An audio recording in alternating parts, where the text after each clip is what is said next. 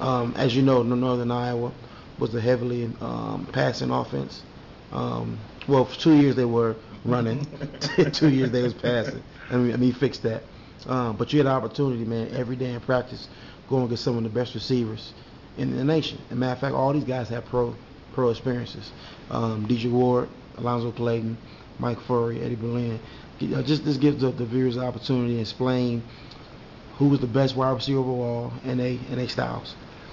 Um, Actually, in practice, I got like you talked about, B. I got to go up against some of the best receivers in the country at the time. Where Dedrick Ward, a 9-time pro, a Super Bowl champion, a Gateway Conference All-American, great receiver that I got to go up against every day in practice, and I think that helped my game in so many ways because when you're going up against a person of that caliber, you have nothing but to rise your game up or to work on your game. You watch film, you see what you could have did better.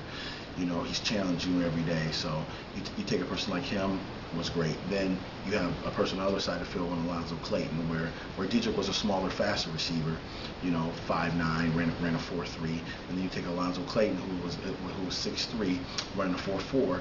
So the strides were different, the routes were different, just the abilities were different. So going against the different styles, and it just helped critique me into the player I was. And then after they left, it didn't get any easier. You brought a Mike Furry in, from a transfer from Ohio State, which was running in the 4.4s, great hands, caught everything inside, run great routes.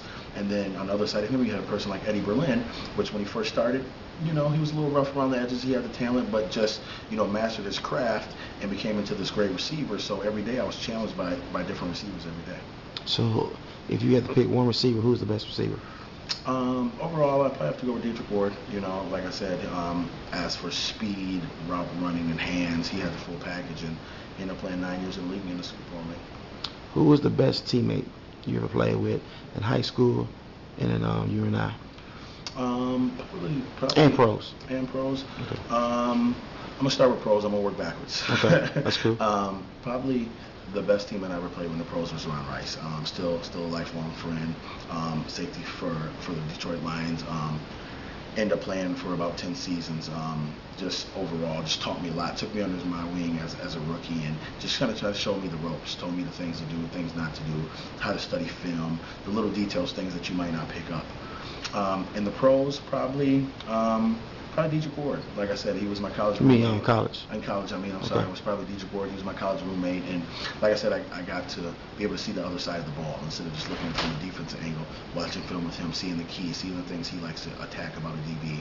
So that helped me. And then in high school, it's kind of hard to say. I think it was multiple people. I can't just pinpoint one that was great. I think just overall, different teammates had different styles, different techniques that helped my game. So. Okay. Who was the best athlete you ever competed against? Pros, college, high school? Like I said, I'll start from the pros again. Probably Randy Moss. Randy Moss, and I think everybody knows who Randy Moss is. I had the opportunity to play against him in the pros and play against him in college at Marshall. Overall, just a great athlete, a great talent, and will be a Hall of Famer one day.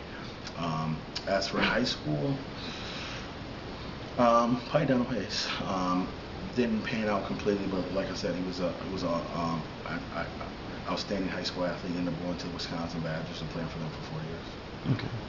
What kind of advice can you give athletes who may one day be in your position, have the love of basketball, end up playing football so they can get free education, have a stellar college career, end up having a bad senior year, not a bad, but didn't have the expectations, going, first round project, go to fifth round. What kind of advice can you give them guys? First and foremost, get your athletics together. Your parents will preach you every day, study, and you might be a little hard-headed, but at the same time, get your academics together, because when it's all said and done, this game isn't promising to no one. Like I said, 1% of people make it in this game, where you got to have a college degree to fall back on, and I was blessed to do that. Next, work, where just because you're thinking you're working hard, do that extra set, do that extra rep, do that extra sprint, that extra distance run, because someone is working harder than you, every day. They're in the same position you are. They're fighting for that position. They're fighting for that starting role. They're fighting for that stardom. Everyone wants to be an elite player and wants to be great. So continue to work hard. Continue to use other people that you know. Use you know, your peers. Ask questions. No question is a dumb question.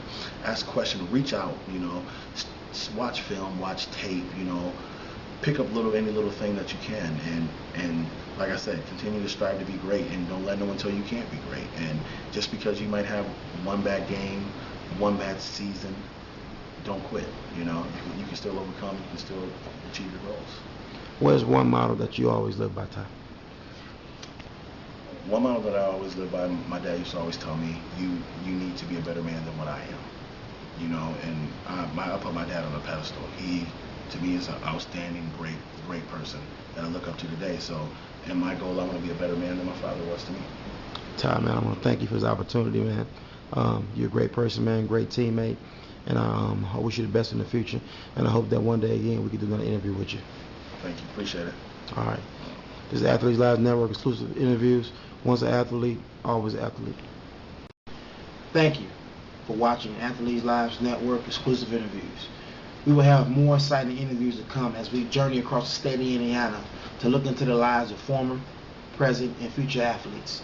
You can follow us on our website at www.athletelives.com or follow us on Twitter at twitter.com/athletelives. Remember, once an athlete, always an athlete.